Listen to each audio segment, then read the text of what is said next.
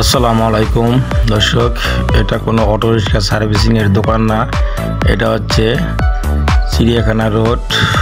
একটি auto rickshaw একটি private কারকে মারার কারণে প্রাইভেট কারের মালিকের বিচার হলো সে অটো রিক্সার 4টি ব্যাটারির মধ্যে 3টি ব্যাটারি খুলে নিয়ে এবং তার ঠিকানা দিয়ে গেল অটো চালককে। সে বলল, আমার গাড়ির জরিমানা দিয়ে তোমার এই ব্যাটারি ফেরত নিয়ে আসবা। গাড়ি মালিকের বাসা হচ্ছে পল্লবী।